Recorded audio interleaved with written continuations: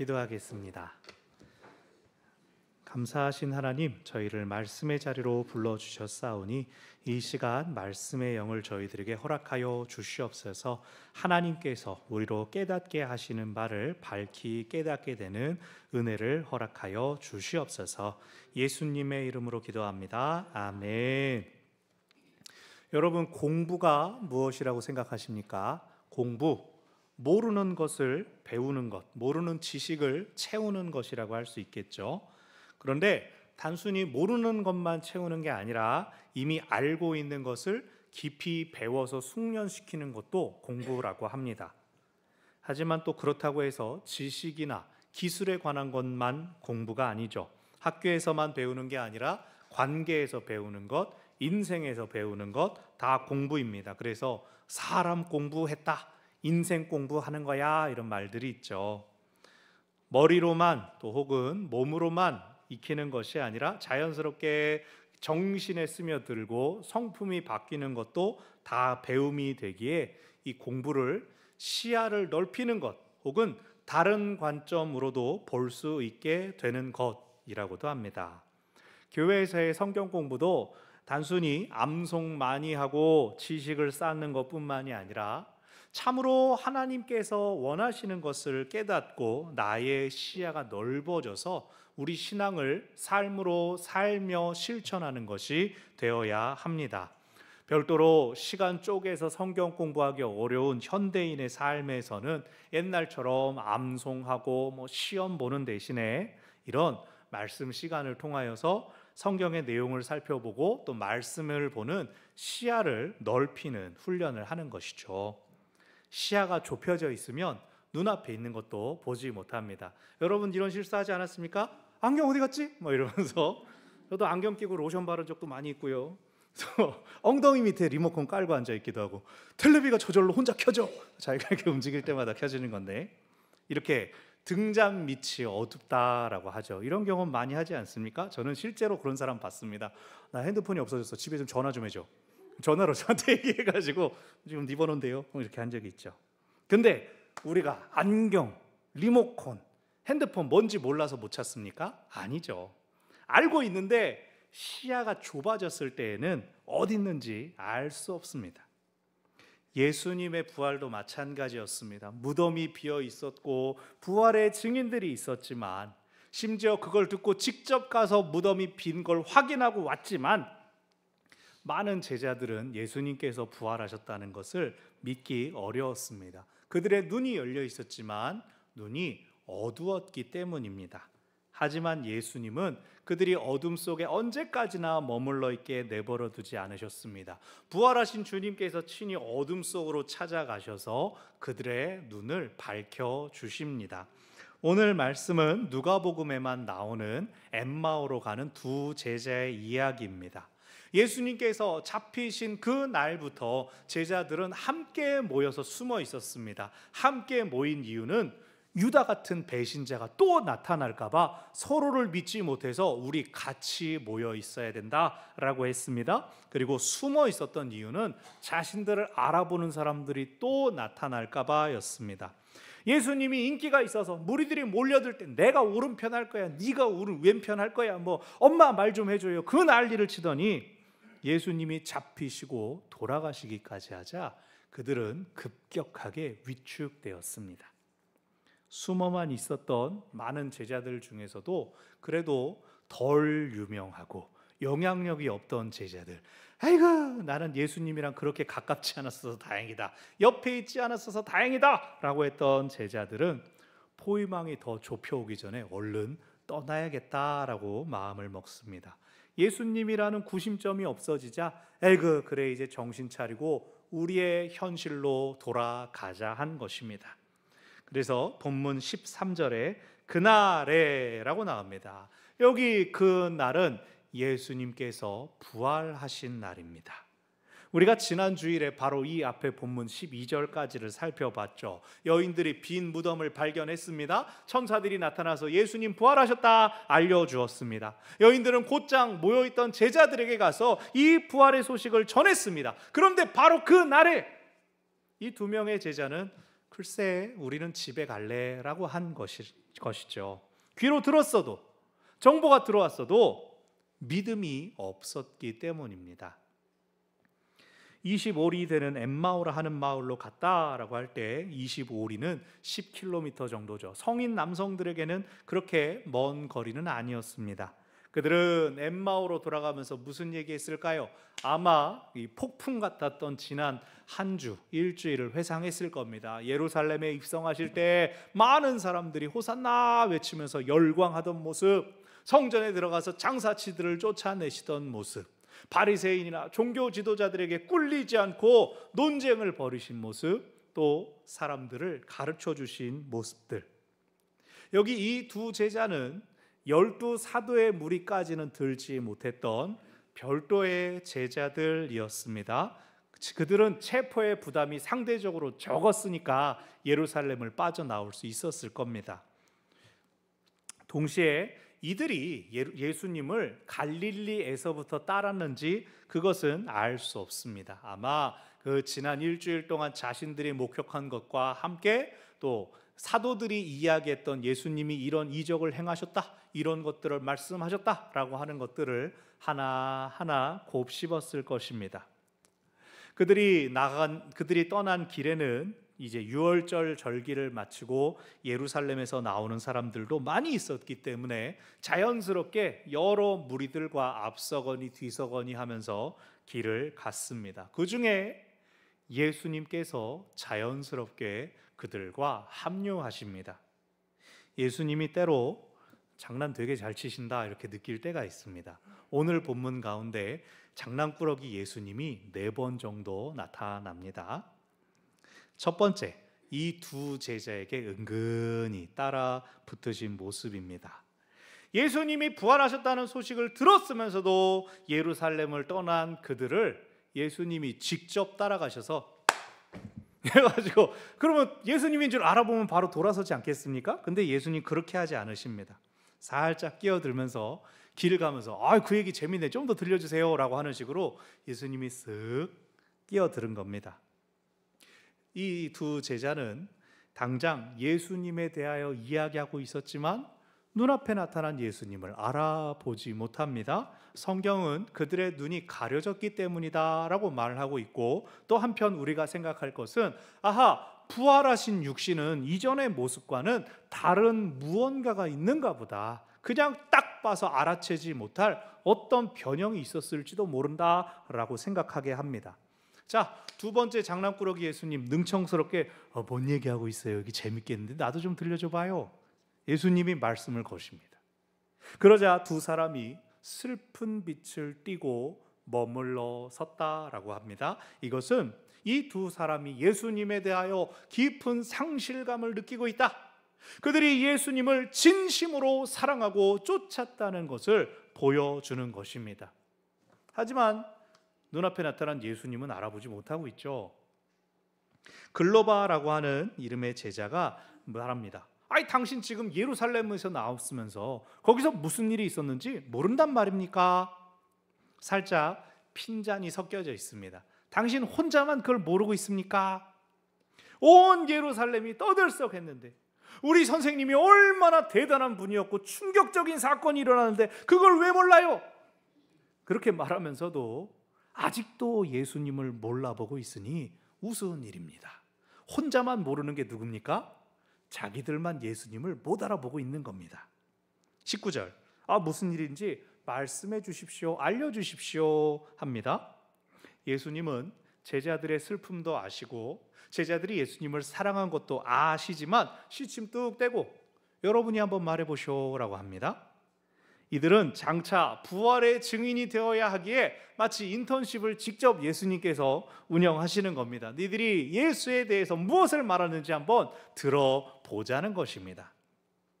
제자들이 훌륭하게 대답합니다. 나사렛 출신인 예수에 관한 일입니다. 그분은 하나님과 사람들 앞에서 뛰어난 가르침과 놀라운 이적들을 행한 선지자였습니다. 우리는 이분이 하나님께서 우리를 위해 보내신 메시아 그리스도라고 믿었습니다. 그분을 열심히 따랐습니다. 그런데 그분은 종교 지도자들에 의해서 십자가에 못 박혀서 3일 전에 세상을 떠났습니다. 여기까지가 그들이 겪고 있는 슬픔의 이유였습니다. 주님은 어떻게 하셨습니까? 그 슬픔 위로해 주시려고, 죽음이 끝이 아님을 가르쳐 주시려고 부활하셨습니다. 근데 제자들은 우리가 그것도 사실 들었습니다 라고 말합니다. 우리 중에 어떤 여자들이 무덤에 가보니 무덤이 비어 있습니다. 천사들을 만났답니다. 천사들이 나타나서 너네 예수님 살아나셨다 했답니다. 그래서 우리 중에 몇 사람이 직접 가보니 진짜 무덤이 비어 있었답니다. 하지만 예수는 보지 못했습니다. 그들은 그들에게 일어난 일, 그들이 보고 들은 일을 다 알고 있었습니다. 예수가 메시아 그리스도이심을 알고 있었습니다. 여인들이 베드로가 본 빈 무덤을 알고 있었습니다. 천사들이 나타나서 예수님 살아나셨다 한 것을 알고 있었습니다.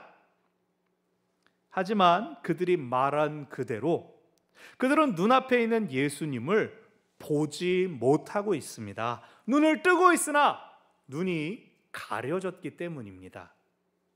예수님은 이들을 미련하고 더디 믿는 자들아 라고 하십니다.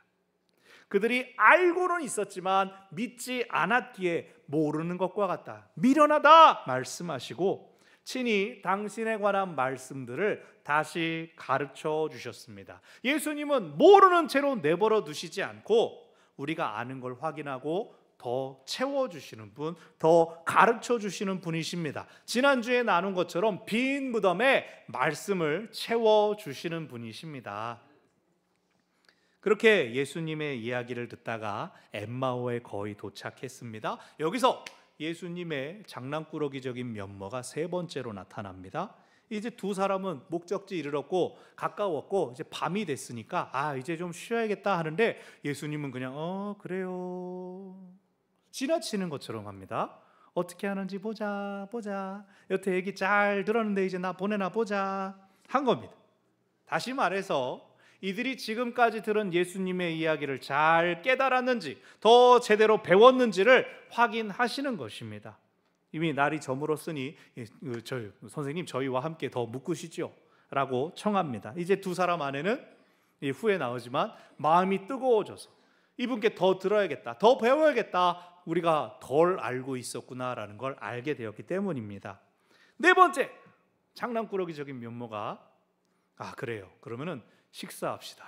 떡을 들어 식사하시고 자 드시죠 하고 나눠주시는 그 모습입니다. 예수님께서 유월절 만찬을 나누실 때 성만찬을 제정하시던 그 모습을 그 앞에 보여주심으로써 너희 그 밤을 기억하느냐라고 보여주신 것입니다. 제가 생각할 때 성경에는 나오지 않았지만 예수님께서 이렇게 빵을 딱 들어올리실 때 뒤에서 웃고 계셨을 것 같아요.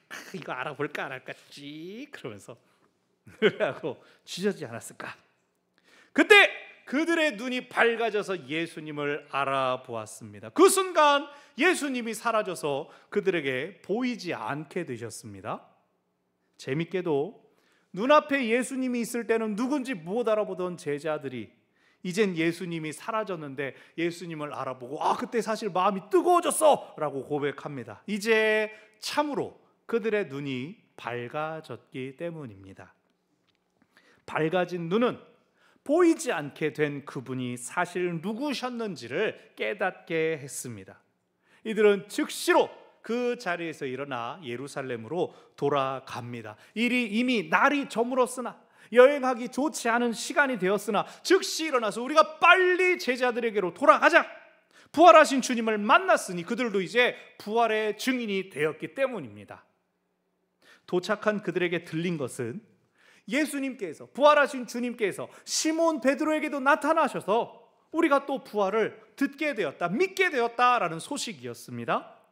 종일 자신들과 함께 길을 걸으신 주님께서 어떻게 그 같은 시각에 시몬 베드로에게 나타나셨을까? 이건 역시 우리가 다 이해할 수 없는 부활하신 육체의 신비가 있는 것이죠. 그렇게 제자들은 열렸지만 자신들이 알고 있다는 그 생각만 가지고 정작 밝히 보지 못하는 눈으로 뿔뿔이 흩어질 뻔했다가 부활하신 주님을 만남으로 인해 눈이 밝아져 다시 모여서 믿음을 독려하게 되었습니다. 그러나 그들 중에 아직도 부활을 믿지 못하는 제자들이 있었는데, 그렇게 모여서 함께 부활의 주님을 나누고 있을 때 주님께서 다시 모두가 있는 자리에 나타나셔서 친히 자신을 드러내십니다. 비로소 그들이 자신이 경험한 부활의 주님을 전하는 부활의 증인이 됩니다. 우리가 지난주일 부활절을 맞이하여서 예배 끝나고 이제 주변에 달걀을 나누었습니다. 버스 정류장으로도 나가고 아파트 단지, 경로당, 또 파출소로 무더운 날씨에 부활의 증인이 되어서 달걀을 잘 나누고 돌아오셨습니다. 저도 월요일 아침에 이 수영장에 이 예쁜 바구니에 담은 달걀을 전달했습니다. 다들 막 저기 목사님이요 그러면 저는 막 하늘을 보고 박수를 치면서 그랬습니다. 그런데 이제 저희 반에서 음료 같은 게 나올 때 바구니에다가 사람 개수대로 우유와 또 달걀을 딱 담아서 이렇게 놔두니까 수영하다가 저거 뭐야? 자기들끼리 저거 뭐냐 그러는 겁니다. 그랬더니 그분이 옆에 분한테 말씀하시기를 예수님이 부활하셨거든. 그래서 교회에서 달걀을 주는 거야. 이렇게 말을 하는 겁니다. 제가 알기로 교회 다니는 분이 아닌데 그냥 말해봐야 부활절이라 계란 줘 뭐 이렇게만 할 수도 있는데 예수님이 부활하셨다 이 얘기를 서로 나누는 걸 듣고 야 신기하다. 그리고 또 수업이 끝난 다음에 이제 마무리만 하면 되는 수고하셨습니다 인사만 하면 되는데 강사님이 저보고 목사님 한 말씀 하시죠 이러는 겁니다. 근데 나 힘들고 그래서 잘 드시고 건강하세요 계속 볼 분들이니까 건강하세요 이러고 말았더니 하더니 강사분이 직접 말하는 겁니다. 6월 3일은 우리나라에 중요한 선거가 있는 날입니다. 우리나라가 살아나기를 바랍니다. 또 우리 현수막 보는 것처럼 수영장에 어려움이 있으니까 수영장도 살아나기를 바랍니다. 자 수고하셨습니다. 이렇게 말을 하는데 제가 거기서 깨달았습니다. 참으로 예수님은 우리를 위해서뿐만이 아니라 모든 사람을 위해서 살아나셨다. 그리고 다들 부활이 너무나 필요하구나. 다들 그 부활을 사모하며 갈망하고 있구나. 믿음이 없어서 그 내용까지는 다 알지 못한다 하더라도 부활이 모든 사람을 위한 것인 것을 다 알고 있구나. 우리도 살아날 줄 다 알고 있구나. 그럼 그들에게 부활을 누가 가르쳐 줘야 되나? 누가 복음을 소개해 줘야 되나? 누구죠? 내가 해야죠. 보냄을 받은 내가 해야죠. 그 사람들 있는 내가 해야죠. 그걸 알았습니다. 우리 모두가 눈이 열려 있습니다. 교회를 다니지 않아도 부활절은 예수님 부활하신 걸 기념하는 날이야 라고 다 압니다. 그것에 대해서 저 사람들은 부활을 믿는 사람들이야, 부활했다고 주장하더라, 그렇게 말하지도 않아요. 예수님 부활하신 날이야, 그렇게 알고 있습니다. 여러분들 직접 만나시기도 했겠지만 어떤 불교 신자들은 이런 달걀 절대 안 받습니다. 수영장에서도 똑같이 우유만 가져갑니다. 우유도 교회에서 사는 건데 우유는 안 받고 계란은 손도 안 대고, 그걸 받으면 이렇게 안 맞는 기운이 펴지는 거, 십자가로 깨지고 예수 믿을까 봐 달걀을 못 먹는가요? 근데 여러분 그것 아십니까? 이 교회로, 다른 종교에서 기독교로 교회로 오신 분들 중에 제일 잘 적응하는 분들이 불교였던 분들이에요. 정기적으로 시간을 정해서 집회하고 또 새벽에 일찍 일어나고 기도하고 이런 게 많이 닮았거든요. 또 최근에는 참불가, 여름 불경학교 이런 것들, 이 교회를 벤치마킹한 것들이 많다 보니까 절에 열심히 다니시던 분들이 오시면 이 원조의 친숙함에 잘 녹아드는 게 있습니다. 부활에 대해서, 예수님에 대해서 알고 눈이 열려 있어도 그분이 나를 위해, 모두를 위해 오신 하나님임을 아는 밝은 눈은 없기에 부활절에 달걀 잘 받아 먹은 것으로 그냥 보통은 끝이 납니다. 왜 세상에 고난이 있는가? 인생의 참다운 행복은 무엇인가 알지 못합니다. 한편 저도 교회가 지역사회를 섬기며 돌아봐야 하는 것을 알고 교회가 사람들을 비난하고 정죄하는 대신에 품어주어야 한다는 것을 알면서도 사람들도 부활을 바라고 있다는 것, 사람들도 살아나기를 바라고 있다는 것, 예수님의 부활이 그들에게도 의미가 있다는 것을 미처 생각하지 못했습니다. 어두웠습니다. 왜 세상에 고난이 있고 인생의 참된 행복이 무엇인지를 말하지를 못하고 있었습니다. 아는 것으로는 부족합니다. 열린 눈으로는 부족합니다. 단순히 열린 눈만 가지고는 부활하신 예수님이 눈앞에 나타나도 알아보지 못합니다. 그래서 예수님 앞에서 예수님에 대해 말하며 잘난 척합니다. 당신은 혼자만 몰랐죠? 거기다가 자기의 감정에 취해서 자기의 목적지로 향할 뿐입니다. 슬픈 일 아닙니까? 이 두 제자에게는 부활의 참 의미가 아직 밝혀지지 않았던 것입니다. 하지만 예수님은 그런 제자들에게 나타나셨습니다. 그들을 당장 정죄하면서 멈춰 세우는 것이 아니라 그들과 동행하시며 그들의 이야기를 들어주시고 또 그들에게 가르쳐 주셨습니다. 그들이 예수님을 알아볼 때까지, 그들의 눈이 밝아질 때까지 기다려 주셨습니다.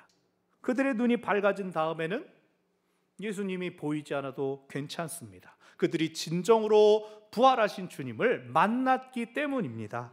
참으로 눈이 밝아진 다음에는 더 아느냐 모르느냐 문제가 되지 않습니다. 밝은 눈으로는 이제 부활의 증인이 되었기 때문입니다. 그러므로 여러분, 열린 눈보다 밝은 눈 갖기를 사모하시기를 바랍니다. 많이 아는 것보다 조금 알더라도 아는 것을 실천하며 사는 것이 필요합니다. 어차피 우리는 다 알려고 해도 다 알 수가 없습니다. 우리는 그저 일부분만을 볼 수 있습니다. 우리가 가진 한계를 인정해야 됩니다.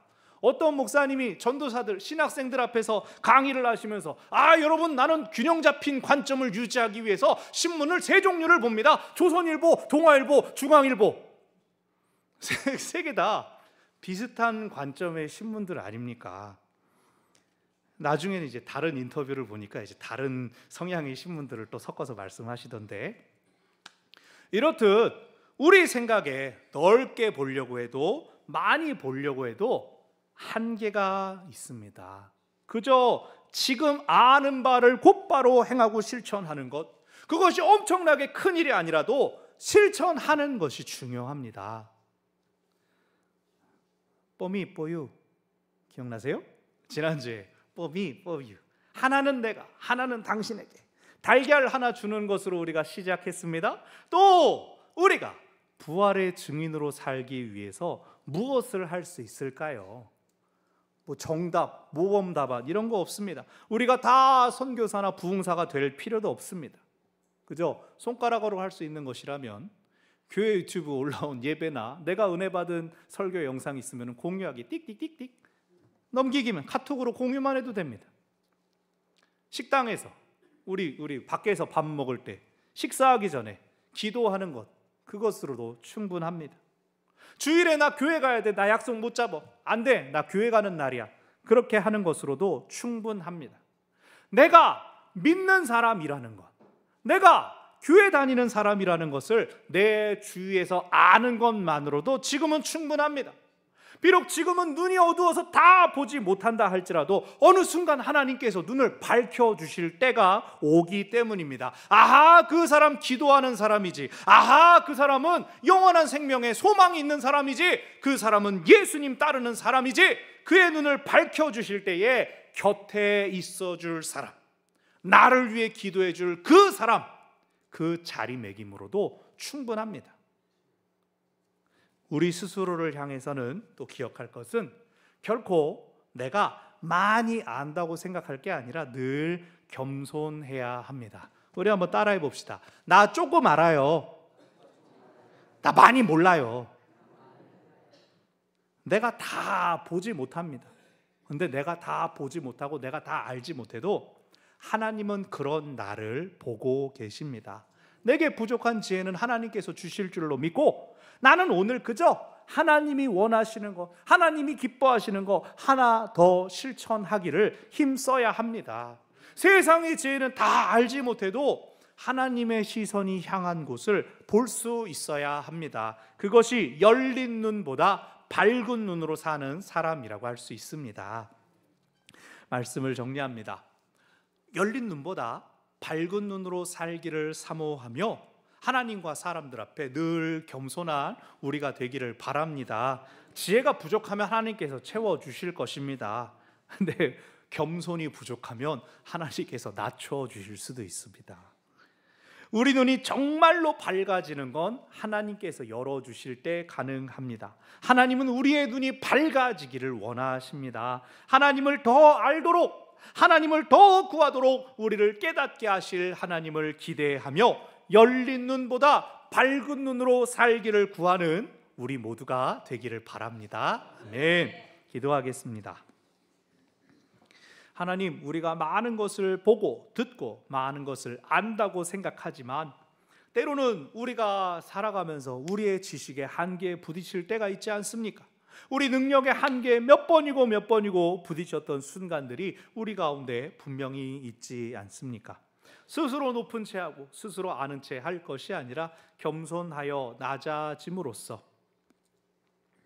열려있는 눈에 만족하는 것이 아니라 밝은 눈 갖기를 구하는 저희들이 되게 하여 주시옵소서. 우리를 둘러싸고 있는 우리 주변의 모든 형편과 상황들 내가 다 헤아리지 못할지라도 하나님께서 원하시는 바를 마침내 깨닫게 하실 줄 믿고 오늘 할 수 있는 믿음의 실천, 사랑의 실천, 섬김의 실천, 부활의 증거를 해 나가는 하나님의 사람들 저희가 되게 하여 주시옵소서. 마침내 주님께서 밝혀주실 그 날을 바라며 주와 함께 주님의 뜻을 이뤄가기를 힘쓰는 저희가 되게 하여 주시옵소서. 예수님의 이름으로 기도합니다.